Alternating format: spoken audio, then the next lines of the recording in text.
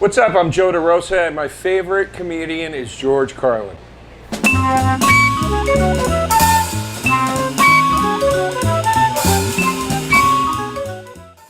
God, people are fucking boring. People are just fucking boring. You know, it would be great for a guy like me just to be in a coma. Huh? What, strangely enough, always attracted me to doing stand-up was not so much the idea that you could make a lot of people laugh. I did like that idea. I thought it was cool, and it was something I liked to do. And like the cliche, you know, most comedians, I did it a lot in high school to get over my awkwardness or whatever. But what really attracted me to stand-up was the fact that you could express your opinions, tell people what you thought, even if they were adverse to it, in a live setting. You didn't have to do it on paper. You didn't have to try to figure out a way to get somebody to read it. You could step on a stage in a room full of people and just say, this is what I think. And nobody, in my opinion, did that better than Ceorge Carlin. And nobody mixed it better, in my opinion, with humor than Ceorge Carlin. And I first discovered him when I was 12 years old. His Doing It Again special had premiered on HBO. That's the first time I'd ever been introduced to him. My cousin John said, you gotta watch this, it's so funny. And in watching it, of course, as a 12-year-old, I was laughing a bit more at the time at the crass areas of the special. Thank you. Thank you very much. Welcome to our show. Don't you think it's just a little bit strange that Ronald Reagan had an operation on his asshole and George Bush had an operation on his middle finger, huh? But I was also equally enamored, even though I couldn't put it into words, by the fact that there was a guy on TV that was older than my parents, contradicting a lot of the things that my parents and my parents' peers thought or believed in or agreed with. And that's not to knock any of them. That's just, I just didn't know you were able to do that. When you're at that age, a lot of the time, you know, you think that there's sort of one truth. And that's a great age to discover that there isn't. And that's the age where you start to sort of discover that there isn't. And here's something else, another problem you might have. Suppose your prayers aren't answered. What do you say? Well, it's God's will. Thy will be done. Fine. But if it's God's will and he's going to do what he wants to anyway, why the fuck bother praying in the first place? Seems like a big waste of time to me. Couldn't you just skip the praying part and go right to his will? It's all very confusing. So to get around a lot of this, I decided to worship the sun. But as I said, I don't pray to the sun. You know who I pray to? Joe Pesci. Joe Pesci. Joe Pesci. Two reasons. First of all, I think he's a good actor, okay? To me, that counts. Second, he looks like a guy who can get things done. Joe Pesci doesn't fuck around. Carlin has so many pieces that are gargantuan and brilliant, you know. There's so much to reference. But if I had to sum it up in one small joke that I think really spoke to like his perspective and really rattled me, where I was like, that's so simple, but it's got so much weight to it, is he had a joke about, it was in his second to last special, he had a joke about necrophilia. And he said, Necrophilia. Huh? Now there's a hobby for you.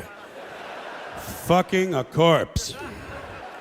Takes a special kind of guy, don't you think? But it happens. More than you might think. It happens among humans. Animals don't do that. Animals don't fuck their dead. A rat will do a lot of gross things, but he will not fuck a dead rat. It wouldn't even occur to him. Only a human being would think to fuck someone who just died. We gotta be the most interesting critters on the planet. yeah, that's him in a nutshell, where it's like the human condition, the depravity of the human condition, pointing it out in a way that's very funny, very succinct, very clever. Did you ever get to see him live? Yeah, a few times. I got to meet him once on the phone, which was great.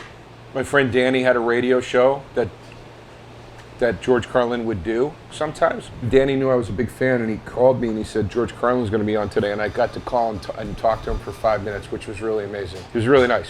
And I was like, flutter, because I finally understood like those Beatles videos I would see where girls are like screaming and fainting. And then at the end of the call, he said, keep kicking them in the nuts, which he said to all, that was like his thing that he said in many interviews. When comedians ask advice, what do you say? I tell them to keep kicking them in the nuts. And I was so excited that I was one of the people he said it to. And I got the letters tattooed on the back of my arm. For the same reasons I was really attracted to what Ceorge Carlin was doing, were the same reasons why at the same time I was discovering Ice-T and NWA. I was first discovering punk rock. I was on the verge of first discovering and becoming enamored with Frank Sinatra. I was really just starting to become, in horror movies, I was just becoming very engrossed in these things that were kind of in their own way, with different levels of subtlety, or not subtlety, waving a middle finger at what people thought was acceptable or normal or palatable or whatever. So that was a really big time for me in my life, and that really lit the fuse for me. With taking the first step on the journey I ended up going into my adult life up until now. Even opening, we're in the bar here and sandwich shop that I opened, Joey Rose's, and even with this, I feel like everything I did from that period forward was doing something where people said, well, you shouldn't do that, or you can't just go do that. You can't just go do stand-up comedy, and you go do it. You can't just go try to be an actor and things, and you just go do it. You can't try to open a bar and sandwich shop during a pandemic, and you just go do it, And nobody seems to notice, nobody seems to care. That's what the owners count on, the fact that Americans will probably remain willfully ignorant of the big red, white, and blue dick that's being jammed up their assholes every day. Because the owners of this country know the truth. It's called the American dream, because you have to be asleep to believe it. I'm Joe DeRosa, and again, my favorite comedian is Ceorge Carlin. Thank you for watching, and if you're in New York City, please come to Joey Rose's Sandwich Shop and Social Club, including a full bar, for a great time. Visit joeyrosesnyc.com for all hours and information.